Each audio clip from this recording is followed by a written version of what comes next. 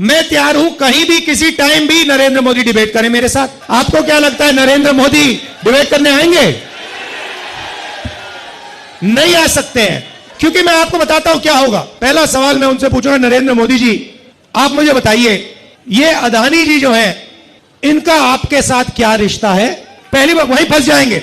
उसके बाद मैं इनसे पूछूंगा, भैया आपने ये जो इलेक्टोरल बॉन्ड्स का धंधा जो चलाया है, हफ्तेबाजी जो की है, तो ये इलेक्टोरल बॉन्ड्स मुझे समझा दो। इसी में नरेंद्र मोदी फंस जाएंगे, डिबेट वहीं खत्म हो जाएगी। फिर मैं पूछूंगा, ये जो काले कानून आप लाए जिसके कारण आपके सारे के सारे कैंडिडेट्स घेरे जा रहे हैं, पंजाब में, हरियाणा में, महाराष्ट्र में, हिमाचल का जो सेब आपने किसानों से छीनकर अदानी को दिया, इसके बारे में आप समझाइए। फिर उसके बाद मैं कहूंगा, नरेंद्र मोदी जी जब कोरोना में लोग मर रहे थे, गंगा में लाशों के ढेर पड़े थे, बेटे अपने माता पिता को मरते देख रहे थे, आपने देश को थाली बजाने के लिए क्यों कहा?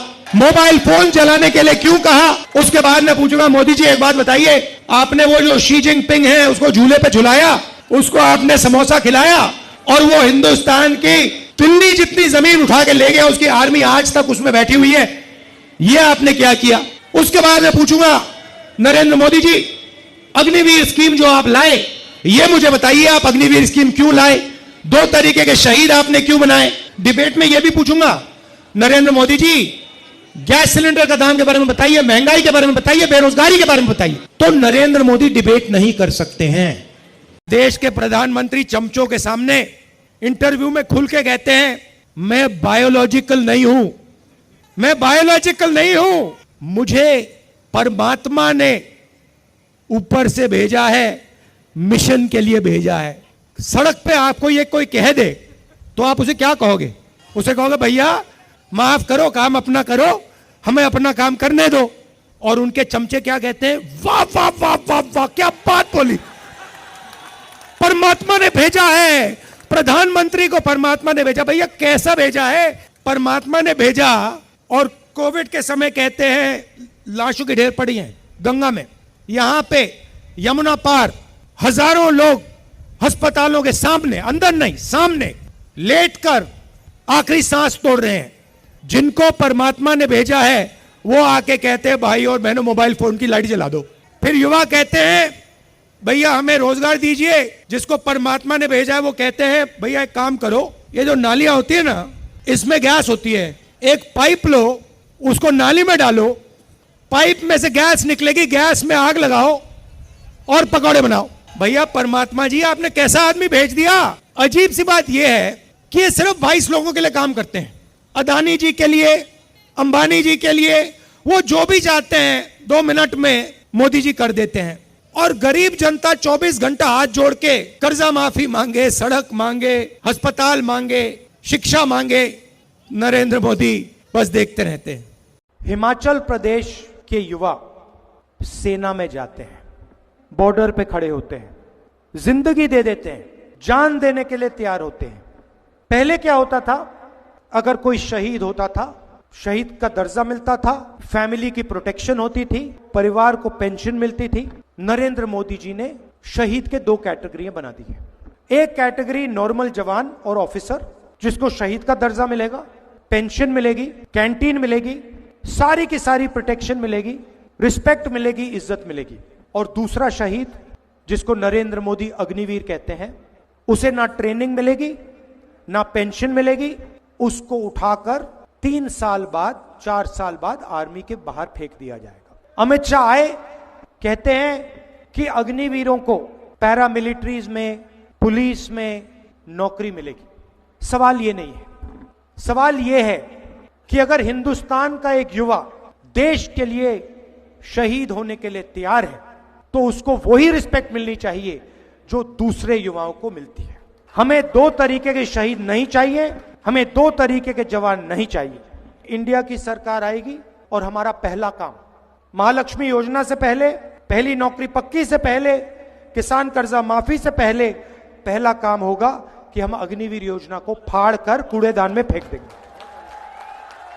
ये जो दोनों समाजवादी पार्टी और कांग्रेस पार्टी है, जो हाथ का निशान है और जो साइकिल का चिन्ह है, ये दोनों एक साथ मिल गए हैं साइकिल को हाथ के पंजे ने पकड़ लिया है, जीत निश्चित है।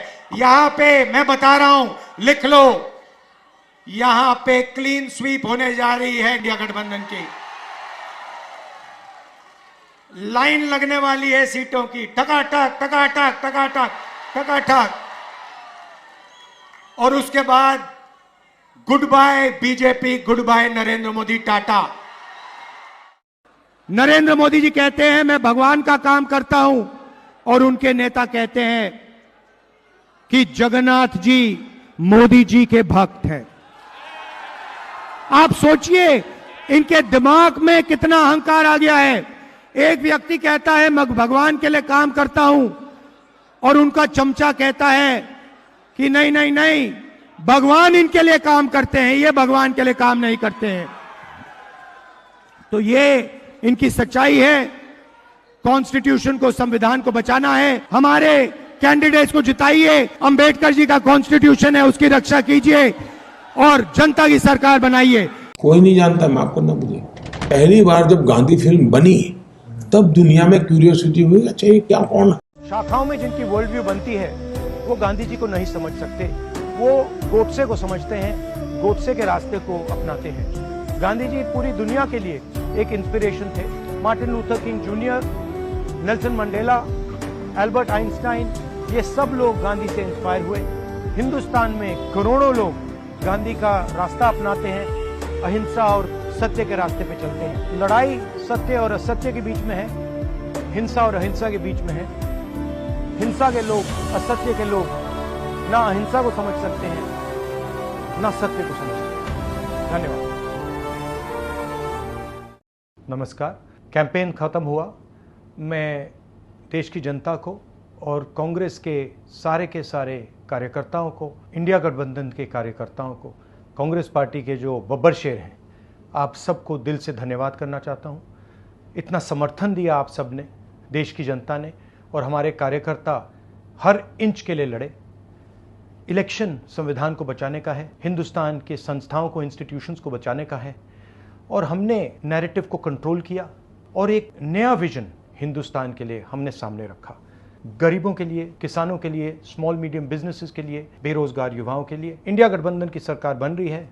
इंटेलेक्चुअल्स ने, थॉट लीडर्स ने प्रधानमंत्री को कहा था कि मेरे साथ डिबेट करें, मगर वो डिबेट नहीं कर पाए, और अब तो डिबेट पॉसिबल है ही नहीं क्योंकि वो मौन व्रत पे चले गए हैं। पोलिंग डे आ रहा है, और मैं इंडिया गठबंधन के सारे बब्बर शेर कार्यकर्ताओं से कहना चाहता हूं, लास्ट मिनट तक आप पोलिंग बूथ पे रहिए। लास्ट मिनट तक आपकी आंख पोलिंग बूथ पर, ईवीएम मशीन पर होनी चाहिए।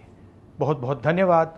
जय हिंद। ये उन्होंने पता है क्यों कहानी निकाली है, ये परमात्मा वाली। शायद परमात्मा ने ही मुझे किसी काम के लिए भेजा है, क्योंकि चुनाव के बाद जब वही ईडी के लोग नरेंद्र मोदी से अदानी जी के बारे में पूछेंगे, तो नरेंद्र मोदी कहेंगे मैं नहीं जानता, परमात्मा ने कहा था। मैं नरेंद्र मोदी और उनके चमचों को कहना चाहता हूं कि दुनिया में कोई शक्ति इस संविधान को छू तक नहीं सकती, और अगर आपने कोशिश की तो आपके सामने तेजस्वी यादव, राहुल गांधी और बाकी इंडिया गठबंधन खड़ा मिलेगा। इसको हम कभी बदलने नहीं देंगे, इसको कभी रद्द नहीं होने देंगे। भाई और बहनों, तूफान आ रहा है उत्तर प्रदेश में और बिहार में। इंडिया गठबंधन का तूफान आ रहा है, मैं आपको बता रहा हूं। एक बात लिख के ले लो, नरेंद्र मोदी हिंदुस्तान के प्रधानमंत्री नहीं बनने जा रहे हैं, ये गारंटी करके ले लो। मुझे तो ये नहीं समझ में आ रहा ये लोग काम क्या कर रहे हैं, कहीं काम नहीं दिख रहा। और तुम कुछ तो करो, लोगों को 2 टाइम की रोटी तो मिले। और युवा कहाँ जा रहे हैं, आत्महत्या करने को मजबूर हैं, किसान आत्महत्या करने को मजबूर हैं। कोई भी अगर खुश है तो आप हमें ये बता दीजिए कि हाँ ये जो कम्युनिटी है या फिर ये जो पार्ट ऑफ पॉपुलेशन है ये खुश है। कोई भी खुश नहीं है सर यहाँ पर। इतनी निकम्मी सरकार है सर, 5 साल हो गए, इंडिया में इन्होंने रिकॉर्ड बना दिया, एक भी भर्ती नहीं की बिना केस के। हमारी कंप्लीट मोदी जो सरकार ने, सेंट्रल लेवल पे हो चाहे हमारी स्टेट लेवल पे हो, इसने कोई भी वर्क नहीं किया है। मतलब वैकेंसी तो कहीं है भी नहीं। कहीं भी नहीं है। हरियाणा का तो इतना 10 साल में खट्टर ने इतना बेड़ा गर्क कर दिया है, हद से भी ज्यादा। पूरे हरियाणा में मेरे को लगता है बीजेपी से तो इतनी घिन आती है कि उनको तो घुसने भी नहीं देंगे। मतलब कहीं पर भी इन्होंने कोई जनहित में कार्य नहीं किया। चलो पहले हम देख ले, मुद्दे ऐसे थे कि गरीबी हटाओ, ये कोई नारा ही नहीं दे रहे, खुद का नाम मोदी सरकार मोदी सरकार। पहली बार ऐसा हुआ है कि किसी व्यक्ति ने अपने नाम का इतना प्रचार किया है। आप भी मोदी की गारंटी अब की बार 400 पार, मोदी सरकार मोदी सरकार। We are fed up of this name, fed up of this name.